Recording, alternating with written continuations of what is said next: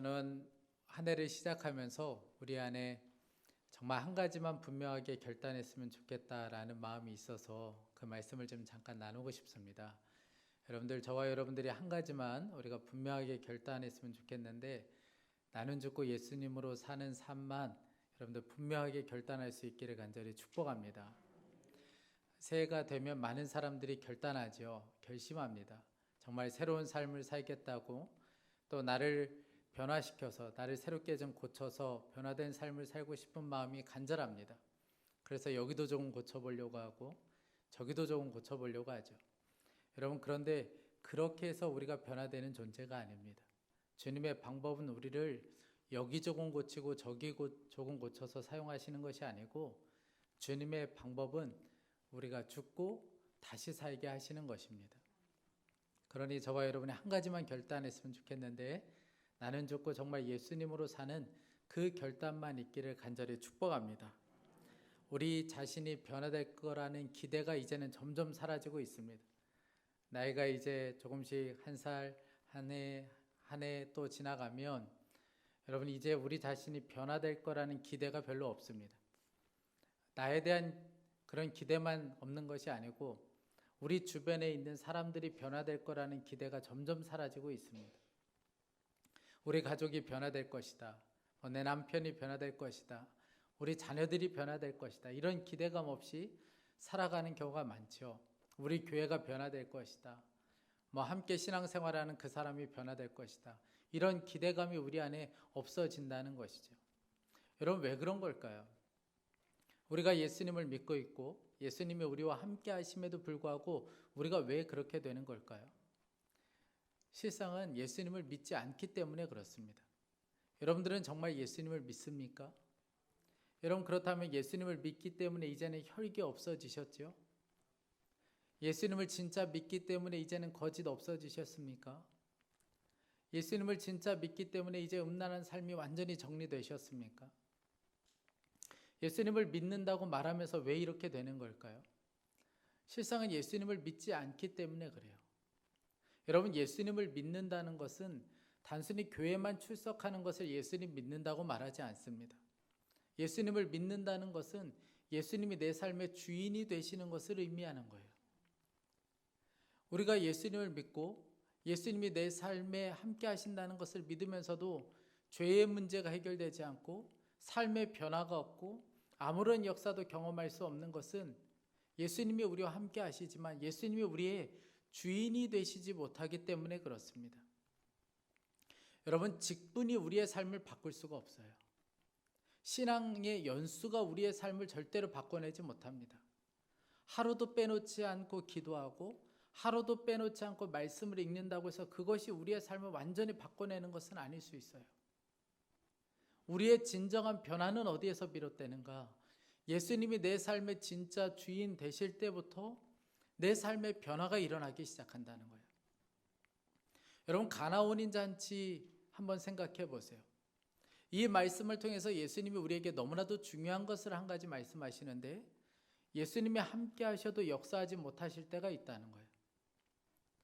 여러분, 예수님이 그 자리에 함께 하셨습니다. 그런데 포도주는 떨어져요. 이것이 지금 많은 목회자와 많은 성도들이 경험하고 있는 영적인 상태입니다. 예수님이 함께 하시는데 변화는 없어요. 예수님이 함께 하시는데 역사는 없어요. 우리는 너무나도 답답하죠. 가나 혼인 잔치 자리에도 아마 그랬을 겁니다. 예수님이 함께 하시는데도 포도주가 떨어지는 일이 벌어지게 되었습니다. 왜 이런 일이 벌어졌을까요? 예수님이 그저 그 자리에 손님으로 계셨기 때문에 그래요. 그 자리에 있는 사람들이 예수님을 손님 대접하고 있었기 때문에 그렇습니다. 그런데 예수님이 주인이 되기 시작하세요. 예수님의 어머니 마리아가 하인들에게 이야기해줘요. 예수님이 시키는 대로만 해라. 예수님이 어떤 것을 말씀하셔도 무조건 시키는 대로만 해라. 그때 그 하인들이 예수님이 시키는 대로 그들이 그대로 하죠. 말도 안 되는 것을 시키실 때에도 그대로 합니다. 그때 물이 포도주가 되는 역사가 일어나요. 그러니까 가나 혼인 잔치에 물이 포도주가 되는 이 역사는 예수님이 주인 되실 때 일어난 사건이었습니다. 여러분, 많은 사람들이 예수님을 주님이라고 고백해요. 여러분, 그런데 한 가지 질문해야 될 것은 우리가 진짜 예수님을 주님으로 대접하며 살고 있느냐는 거예요. 예수님이 나의 주님이십니다. 예수님이 나의 생명이십니다. 라고 고백하지만 결국 삶을 보면 내 마음대로 살아가요. 내가 하고 싶은 대로 하고 내가 결정하고 싶은 대로 결정합니다. 내가 가고 싶은 대로 가요. 그러니 주님이 우리와 함께 하셔도 주님은 아무런 역사도 하실 수가 없는 거죠. 여러분, 역사와 변화는 예수님이 우리의 주님이 되실 때에 일어나게 되는 것입니다. 여러분들의 가족들은 여러분들을 보실 때에 예수님 보는 것 같을까요? 여러분들의 자녀나 여러분들의 배우자는 여러분들을 볼 때 예수님 보는 것 같겠습니까? 우리 엄마 아빠를 보면 진짜 예수님 보는 것 같아. 내 아내를 보면 진짜 예수님 같아. 여러분, 그러시죠?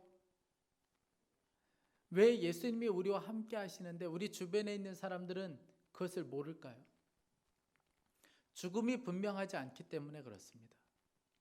죽음이 분명하지 않으니까 예수님이 내 안에 계시는데, 예수님이 나와 함께 하시는데 우리 주변에 있는 사람들은 예수님을 보고 경험할 수가 없게 된다는 거예요. 여러분, 정말 안타까운 일 아닙니까? 저는 목회자 자녀는 아니에요. 그런데 목회자 자녀들이나 중직자의 자녀들을 보면 그 마음 안에 깊은 상처가 있는 것을 보게 됩니다. 왜냐하면 그 부모를 통하여 예수님을 보고 경험한 적이 없기 때문에 그래요. 그러니까 그 마음 안에 깊은 상처만 남게 되는 거예요. 교회는 그냥 떠나고 싶은 곳이에요. 예수님 예자만 나와도 싫어요. 신앙생활 하는 것 자체가 너무 싫어져요. 그러다가 고등학교 때까지는 어떻게 참다가 대학교 들어가면 다 떠나가게 되는 이유가 바로 거기에 있습니다. 부모를 통하여 예수님을 볼 수가 없기 때문에 그런 것이죠. 여러분, 우리가 죽지 않으면 우리 주변에 있는 사람들은 예수님을 보고 경험할 수가 없습니다. 우리 안에 두 주인이 있을 수가 없어요. 예수님이 진짜 우리의 삶의 주인이 되시기 위해서는 우리 자신의 죽음이 분명해야 합니다. 그런데 여러분, 분명히 알아야 될 사실은 죽여주세요가 아니에요. 우리는 이미 죽은 자들입니다. 이런 말씀을 나누면 그때부터 이야기하세요. 맞아요. 제가 가장 큰 문제예요. 저만 죽으면 돼요. 제가 죽어야죠. 그리고 열심히 죽으려고 애쓰고 노력합니다. 여러분, 그렇지 않아요. 죽여주세요가 아니고 우리는 이미 죽은 자들이에요. 우리가 세례를 받았다는 말은 우리는 이미 예수 그리스도와 함께 죽었다는 것을 의미합니다. 로마서 6장 3절 4절 말씀이에요. 무릇 그리스도 예수 합하여 세례를 받은 우리는 그의 죽으심과 합하여 세례를 받은 줄을 알지 못하느냐. 그러므로 우리가 그의 죽으심과 합하여 세례를 받음으로 그와 함께 장사되었나니. 여러분, 세례는 그의 죽으심과 합하여 함께 받는 것입니다. 그러니까 세례를 받았다는 말은 우리가 예수 그리스도와 함께 죽었다는 것을 말하는 거예요. 하나님께서는 이미 정해 놓으셨어요. 누구든지 예수 그리스도 안에 있는 자들은 예수와 함께 십자가에 못 박혔다고 정해 놓으셨습니다. 우리는 그 사실을 믿는 믿음으로 세례를 받아요. 그러니까 세례를 받았다는 말은 우리는 이미 죽은 자들이라는 거예요. 장사를 치르고 살아가는 사람들이라는 겁니다. 그런데 한 가지 기억해야 될 것은 예수님과 함께 죽을 때의 그 죽은 것은 우리의 육신이 죽은 것이 아니고 우리의 옛사람이 죽은 거예요. 로마서 6장 6절 말씀입니다. 우리가 알거니와 우리의 옛사람이 예수와 함께 십자가에 못 박힌 것은 죄의 몸이 죽어 다시는 우리가 죄에게 종노릇하지 아니하려 함이니. 여러분, 예수님과 함께 죽은 것은 옛사람이 죽었다는 거예요. 이 옛사람은 죄의 종노릇하게 만들고 육신에 끌려 살도록 만드는 그것을 말하는 겁니다. 그러니까 예수님과 함께 죽은 것은 바로 그 옛사람이 죽었다는 거예요. 우리가 예수님을 믿었다는 말은 죄의 종노릇하게 만드는 그 옛사람이 죽고 예수님이 우리를 다스리고 통치하는 삶을 말하는 것입니다. 그게 바로 예수님을 믿는 거예요. 그래서 불신자들과 성도들의 차이는 바로 거기에 있습니다. 불신자들은 아무리 착한 일을 해도 결국 돌아가는 것은 죄로 돌아가요. 그런데 성도들은 죄 가운데 오래 머물 수가 없습니다. 왜냐하면 우리 안에 계신 성령님이 죄와는 함께 할 수 없는 분이기 때문에 그래요. 그래서 전에는 술자리에 있는 것이 너무나도 즐거웠어요. 술자리에 가고 노래방 가고 1차 가고 2차 가고 전혀 어색하지가 않아요. 마치 우리 집에 있는 것처럼 너무나도 편안했어요. 그런데 이제는 그 삶이 너무 싫어져요. 전에는 사람들과 모여서 다른 사람을 험담하고 욕하고 그냥 그러는 것이 너무나도 즐거웠어요. 그런데 이제는 그렇게 함께 모여 이야기하는 것 자체가 싫어져요. 전에는 부부싸움을 하고 하루, 일주일, 한 달도 말 안 하고 지낸 적이 많았어요. 그런데 이제는 그럴 수가 없어요. 잠깐만 그래도 마음이 너무나도 불편해요. 여러분, 왜 이런 변화가 일어날까요? 예수님 때문에 그렇습니다. 예수님이 지금 우리와 함께 하시기 때문에 그렇습니다. 옛사람은 죽고 예수님이 우리를 다스리고 통치하기 때문에 그래요. 여러분, 그게 바로 자아가 죽은 삶이고 그게 바로 구원의 삶이에요. 여러분, 구원받은 자의 삶이라는 것은 단순히 교회만 왔다 갔다 하는 것, 이것이 구원받은 자의 삶이 아닙니다. 옛사람은 죽고 예수님의 통치와 다스림을 받는 것, 여러분, 그게 바로 예수님을 믿는 거예요. 그게 바로 진짜 구원받은 자의 삶입니다. 제가 나는 죽고 예수님으로 사는 이 십자가 복음을 알고 나서 그때부터 이것은 저에게 노래가 되었어요. 이것을 통해서 제가 여기까지 오게 되었습니다. 목회를 하다 보니까 여러분 힘든 일이 많더라고요. 다른 게 힘든 게 아니고 사람들과의 관계가 늘 어려움이에요. 한 번은 교회 안에서 중직자, 권사님에게 큰 어려움을 한번 겪은 적이 있어요. 제가 어떤 일을 잘못한 것이기보다는 제가 모든 일을 다 뒤집어 쓰는 바람에 그분이 공개적으로 저를 굉장히 수치스럽게 만든 적이 있어요. 이쪽 저쪽에 다니면서 저를 욕하고 정말 있지도 않은 것에 대해서 막 이야기하기 시작하고 굉장히 어려웠던 적이 있습니다. 또 한 번은 굉장한 오해를 받고 정말 밤잠을 못 잔 적도 있어요. 여러분, 그때마다 저의 고백은 한 가지였습니다. 나는 죽었다는 고백이에요. 저는 예수 그리스도와 함께 죽었습니다. 이 고백밖에 없었어요. 한 번은 제가 성도들과 함께 해외로 선교를 나갔던 적이 있는데 선교를 마치고 돌아오는 길에 이제 성도님들과 함께 은혜를 나눴어요. 어떤 은혜를 받았는지 다 나누는 자리에서 한 여자 성도님이 공개적으로 저를 공격하기 시작하는 거예요. 그 많은 사람들이 있고 그리고 카페에 앉아서 우리가 나눔을 하는데 굉장히 저를 공격하기 시작하는 거예요.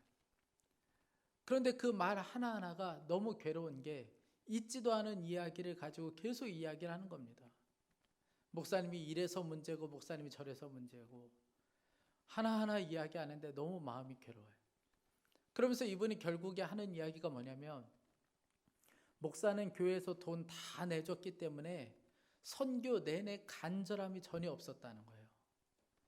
선교를 하는 내내 목사님에게 그런 간절함은 전혀 볼 수가 없었다는 거예요. 왜냐하면 교회에서 다 돈 대줬기 때문에.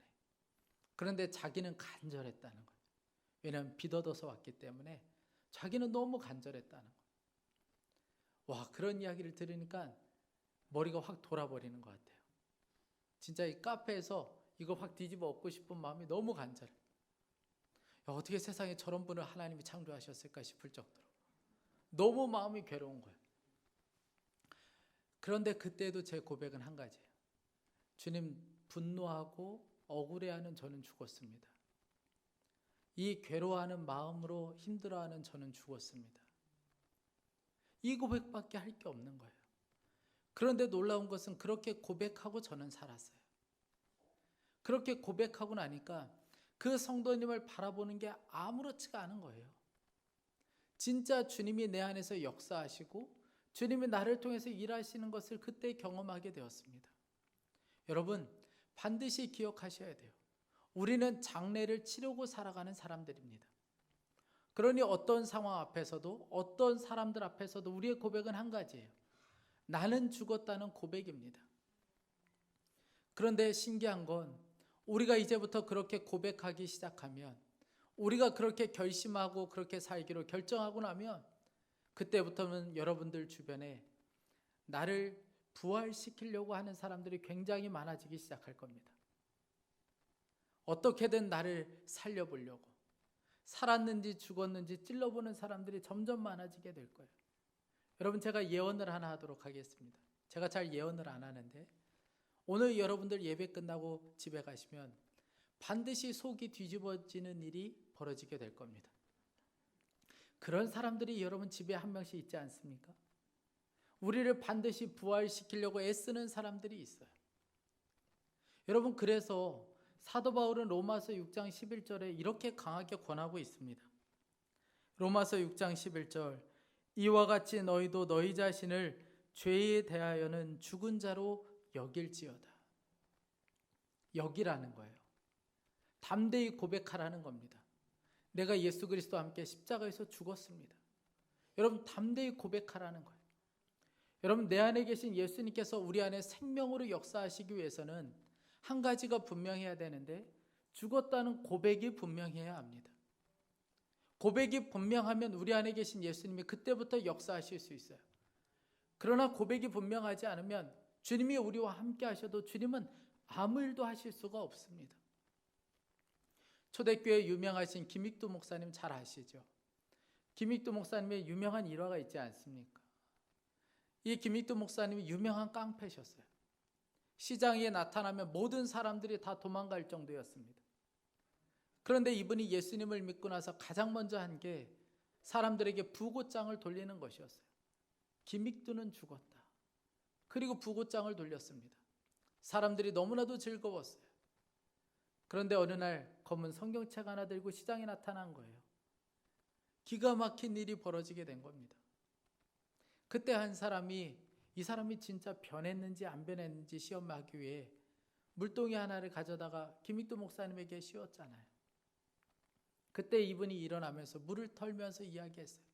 예수는 내가 믿고 복은 네가 받았구나. 여러분, 김익두 목사님을 통해서 일어난 이런 놀라운 변화의 역사는 그분이 진짜 복음을 믿었고 담대히 고백했기 때문에 그렇습니다. 여러분, 우리 안에 고백이 분명하면, 나의 죽음이 분명하면 그때부터 내 안에 계신 예수님이 드러나기 시작해요. 그분이 나타나기 시작합니다.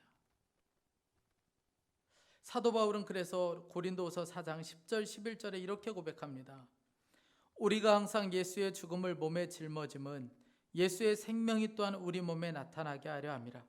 우리 살아있는 자가 항상 예수를 위하여 죽음에 넘겨짐은 예수의 생명이 또한 우리 죽을 육체에 나타나게 하려 함이라. 여러분, 사도 바울이 죽음을 짊어지고 살았다는 거예요. 왜 사도 바울은 죽음을 늘 고백하고 짊어지고 살았던 걸까요? 그에겐 간절한 소원이 있었어요. 예수님만 드러나는 것, 예수님만 나타나는 것, 그게 그에게는 간절한 소원이었고 소망이었습니다. 그러니 죽음을 짊어지고 사는 것이 아무렇지 않았다는 거예요.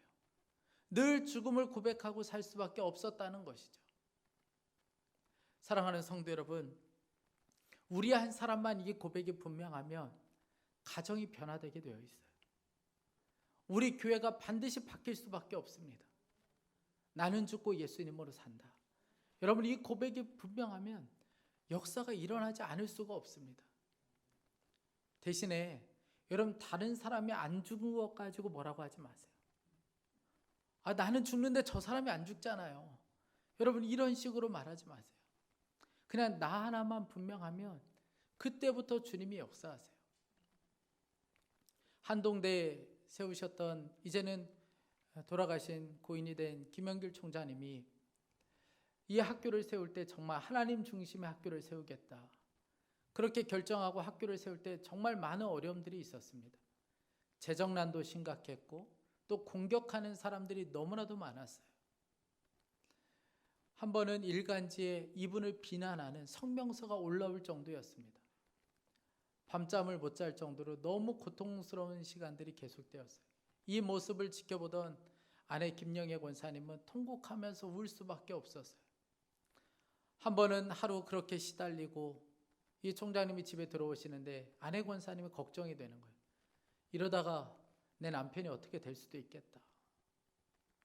그런데 그날 오셔서 식사를 한 그릇 다 드시고, 그리고 잠도 너무 잘 주무시고 코를 골면서 주무시는 거예요. 아내가 볼 때는 너무 기가 막혀서 이 총장님께 물었다 그래요. 아니, 당신은 어떻게 이런 일을 겪고도 그렇게 밥을 잘 드시고 잠도 잘 주무시고. 그랬더니 이 총장님이 그러시는 거예요. 죽었는데 뭐.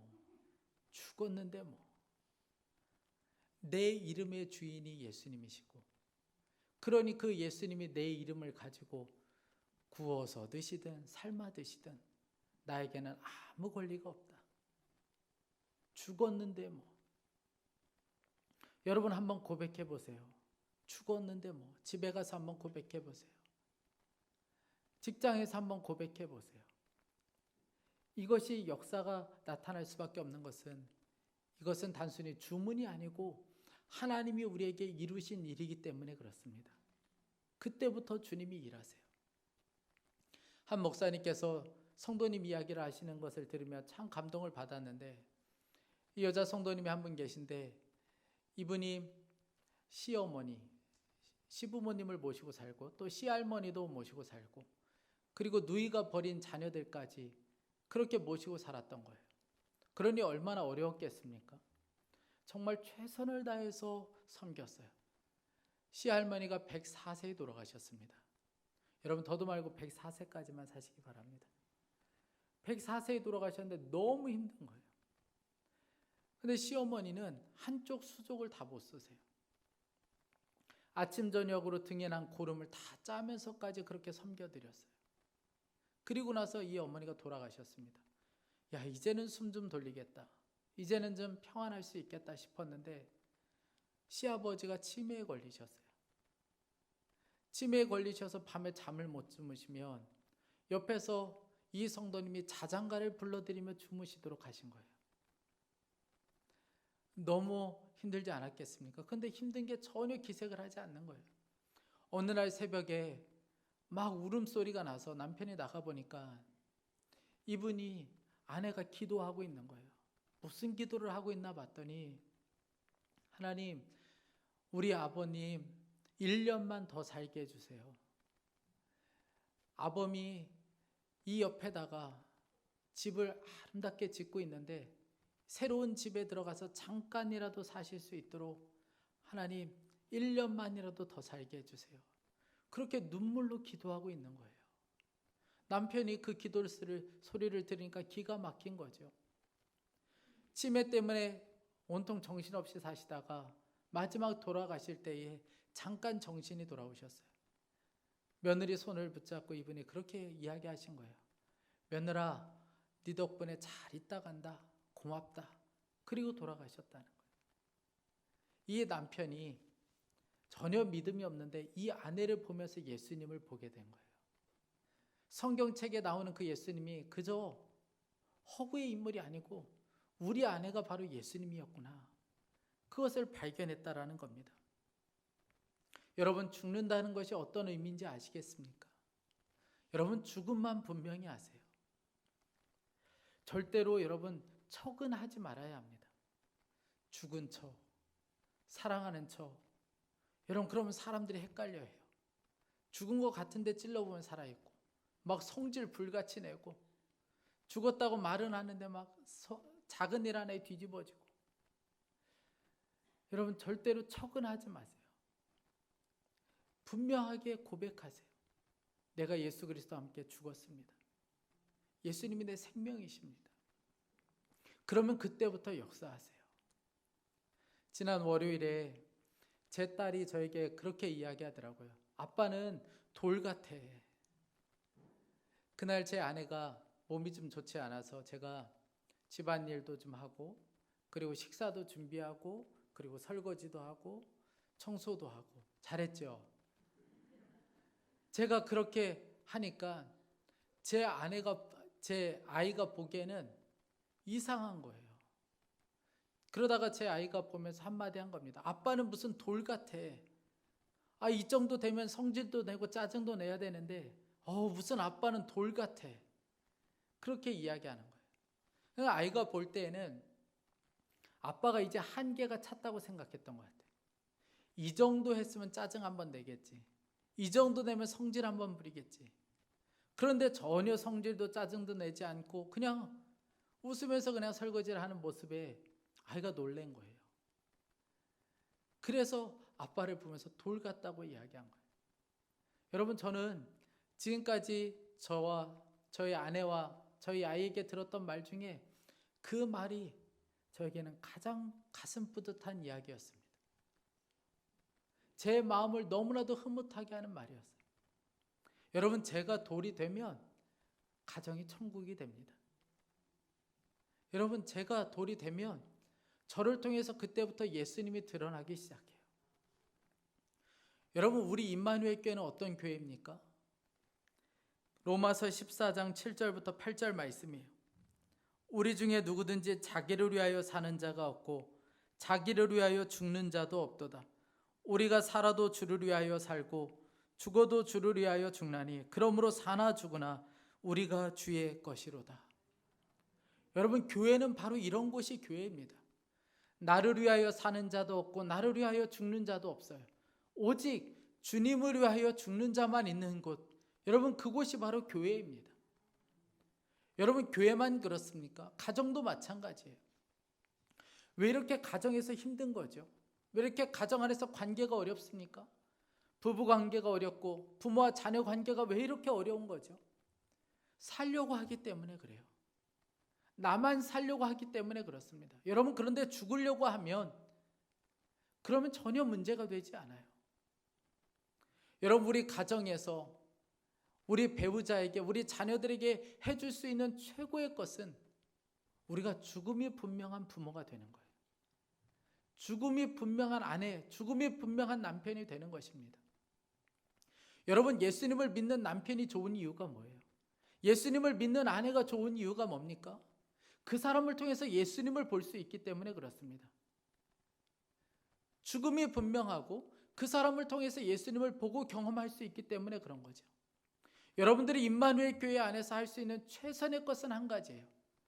죽음이 분명한 것입니다. 여러분, 그러니 올 한 해 동안 교회 안에서 열심히 하려고 애쓰려고 하지 마세요. 그냥 죽음만 보여주세요. 그러면 우리를 통해서 예수님이 일하기 시작합니다. 새해가 시작되었습니다. 여러분, 막연한 기대감을 가지고 새해를 시작하시면 안 돼요. 주님이 역사를 해주시겠지, 주님이 일하시겠지. 아니요, 여러분, 분명한 믿음으로 시작하셔야 합니다. 주님이 역사하실 수 있는 믿음으로 시작하셔야 돼요. 나의 죽음이 분명하고 예수님이 주인 된 삶. 여러분, 이 믿음으로 시작해야 올해가 정말 주님이 역사하시는 것을 보고 경험할 수 있습니다. 이 믿음으로 사는 한 해가 될 수 있기를 간절히 축복합니다. 가정에서, 교회에서 죽음만 보여주는 저와 여러분이 될 수 있기를 간절히 축복합니다. 함께 기도하겠습니다. 새해 신년 축복 기도 하도록 하겠습니다. 우리에게 새로운 한 해를 허락하신 주님의 이름을 찬양합니다. 2022년도는 정말 나는 죽고 예수로 사는 한 해가 될 수 있게 하여 주옵소서. 예수님의 주인 되신 교회와 가정을 세워갈 수 있게 하여 주옵소서. 우리 자신에 대해서는 죽고 예수님만 온전히 드러나는 한 해가 되길 간절히 소망합니다. 우리 자신의 만족과 유익을 위해 살지 않고 주님을 뜨겁게 사랑하고 주님이 사랑하는 교회와 성도들을 뜨겁게 사랑하는 한 해가 될 수 있게 하여 주옵소서. 이 나라와 민족의 한 해를 허락하신 하나님, 새해는 신종바이러스 확산이 완전히 종식될 수 있게 하여 주옵소서.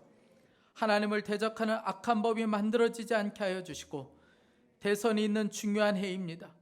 하나님을 경외하는 지도자를 세워주시고 우리로 하여금 하나님의 사람을 볼 수 있는 눈이 열릴 수 있게 하여 주옵소서.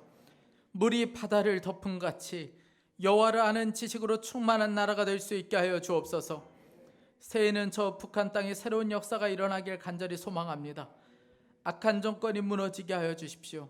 묶여있는 하나님 억류된 주의 종들이 풀려날 수 있게 하여 주시고 복음의 문이 더욱 열려질 수 있게 하여 주옵소서. 하나님, 주님의 몸된 교회를 위해서 기도합니다. 새해는 우리가 교회에 모여 마음껏 하나님을 찬양하며 예배할 수 있게 하여 주옵소서. 교회 안에 영적인 부흥이 일어나고 기도의 부흥이 일어날 수 있게 하여 주옵소서. 우리가 말씀을 더욱더 사랑할 수 있게 하여 주시고 말씀에 순종하는 교회가 될 수 있게 하여 주옵소서. 교회 안에 분열과 다툼이 떠나가게 하여 주시고 목회자와 성도, 성도와 성도가 뜨겁게 사랑하는 교회가 될 수 있게 하여 주옵소서. 가정을 위해서 간절한 마음으로 기도합니다. 우리의 가정이 예수님의 주인 되시고 왕 되신 가정이 될 수 있게 하여 주옵소서. 새해에는 오랫동안 기도했던 기도 제목이 응답될 수 있게 하여 주옵소서. 모든 묶임이 풀어지게 하여 주시고 질병으로 고통당하는 성도들과 가족들 안에 놀라운 치유가 일어나는 한 해가 될 수 있게 하여 주옵소서. 우리가 사랑하는 자녀들을 위해 간절한 마음으로 기도합니다. 우리 자녀들은 더욱 주님을 사랑하게 하여 주십시오. 정말 주님을 알아가는 눈이 열릴 수 있게 하여 주옵소서. 세상에 나가 죄를 이기는 자로 살게 하여 주시고 주님 안에서 꿈을 발견하게 하여 주시고 영적으로 방황하는 자녀들은 영적인 방황이 끝나는 역사가 있게 하여 주옵소서. 하나님, 새해를 열어주신 주님, 염려와 두려움이 아니라 주님을 믿는 믿음으로 걸어갈 수 있게 하여 주옵소서.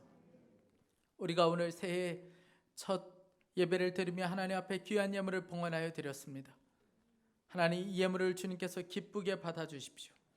이 물질이 우리의 주인 아니고 오직 우리의 주인은 예수님이십니다. 우리의 사랑의 대상은 오직 예수님 한 분밖에 없습니다. 이 심정으로 드린 이 예물을 주님께서 사용하여 주시되 하나님 나라의 영광을 위하여 사용될 수 있게 하여 주옵소서. 하나님, 감사합니다.